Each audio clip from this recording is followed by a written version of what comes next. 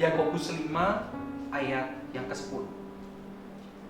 Saudara-saudara, turutilah teladan penderitaan dan kesabaran para nabi yang telah berbicara demi nama Tuhan. Selamat pagi, Ibu, Bapak, dan Saudara. Apa kabarnya hari ini? Saya berharap Ibu, Bapak, dan Saudara bersukacita pada pagi hari ini dan memiliki semangat yang baru untuk melangkah, untuk melakukan kegiatan-kegiatan walaupun mungkin sebagian besar dari kita harus melakukannya dari rumah.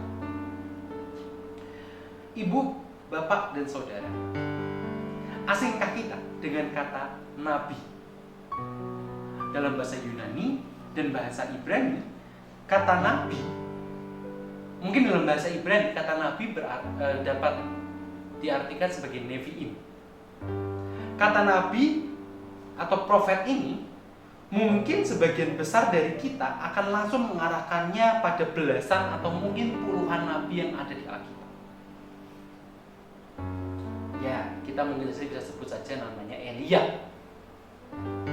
Iya, Elia adalah seorang nabi yang harus berhadapan dengan tantangan dari Ahab dan istrinya Isabel. Dan bersama dengan mereka berdua ada ribuan nabi-nabi palsu. Atau Elisa, penerus dari Elia. Elisa pun tidak kalah menarik. Ia harus berhadapan dengan raja-raja Israel dan Yehuda yang tentu kita mengetahui bukanlah raja-raja yang takut akan Tuhan. Tampaknya tugas menjadi mulutnya Tuhan pada zaman raja-raja Israel bukanlah tugas yang mudah, Ibu, Bapak, dan Saudara. Belum lagi pada masa pembuangan ke Babel, Yehezkiel, Yeremia, dan nabi-nabi yang lain diperhadapkan dengan begitu bebalnya orang Israel. Sampai pada akhirnya Yesus sendiri turun sebagai nabi yang terakhir itu. Rasanya tugas sebagai seorang nabi pun saat ini ditawarkan kepada kita, Ibu, Bapak, dan Saudara sekalian. Di tengah himpitan ekonomi, sosial, dan berbagai macam himpitan-himpitan lainnya, kita diminta untuk tetap mampu mengabarkan firman Tuhan. Tetap mampu menyiarkan firman Tuhan itu kemana-mana tempat. Bukankah suara kenabian itu juga dimintakan untuk kita sabarkan dan kita wartakan ke sekitar kita? Ibu, Bapak, dan Saudara, kita melihat bahwa panggilan kenabian itu mengingatkan kita kembali bahwa tugas kita bukan hanya untuk menyembah Tuhan semata, tetapi tugas kita lebih daripada itu adalah menyebarkan cinta dan kasih Tuhan, menyebarkan berita sukacita itu kepada sekitar kita.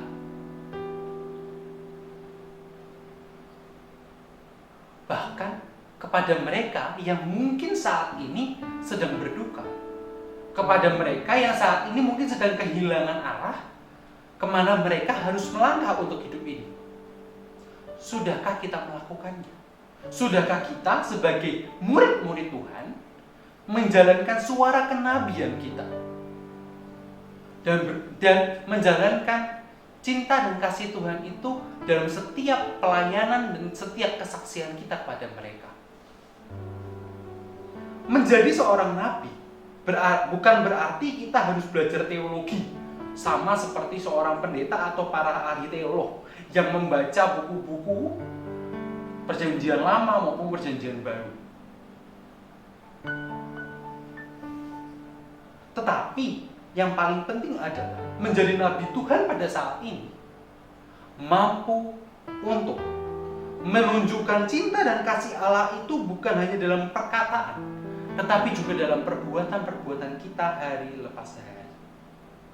Kita dapat menjadi penghibur bagi yang berduka, dapat menjadi pembawa sukacita di tengah air mata, atau bahkan menjadi penyemangat bagi mereka yang tengah putus asa.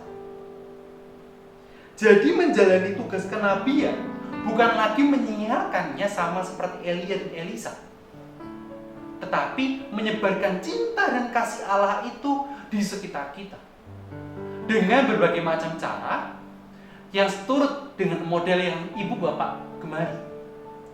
Yang penting adalah menyebarkan kasih dan cinta Tuhan itu bukan hanya sekedar di kata, tetapi juga dalam setiap laku-laku kita.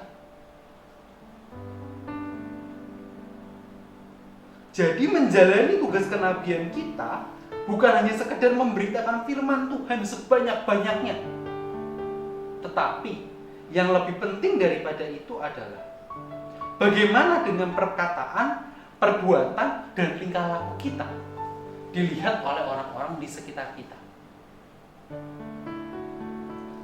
Sudahkah pikiran, perkataan, dan perbuatan kita itu menunjukkan kasih dan cinta Tuhan bagi orang lain? Sudahkah kesemuanya itu tuh seturut dengan cinta dan kasih Tuhan? Selamat menjalani tugas kenabian kita, ibu bapak dan saudara. Semoga Tuhan yang memiliki sumber firman itu, yang menuntun kita untuk kita boleh menyuarakan suara kenabian kita, Tuhan memberkati. Amin. Mari kita berdoa. Kami bersyukur kepadamu ya Tuhan, karena Tuhan mengingatkan kami bahwa kami memiliki satu tugas penting yang harus kami lakukan, yaitu tugas kenabian kami. Tugas kenabian di mana kami harus menyiarkan berita baik itu ke semakin banyak orang dan semakin banyak tempat. Kami percaya Tuhan yang akan membantu kami dan Tuhan yang akan menolong kami untuk kami boleh menyebarkan suara kenabian yang kami miliki. Terima kasih ya Tuhan, hanya di dalam nama Tuhan Yesus, Tuhan dan Juru Selamat kami yang hidup, kami sudah berdoa dan mengucap syukur. Amin. Selamat menyebarkan suara kenabian ibu bapak dan saudara. Dan kiranya Tuhan yang memberkati ibu bapak dan saudara dalam menyebarkan suara kenabian tersebut. Amin.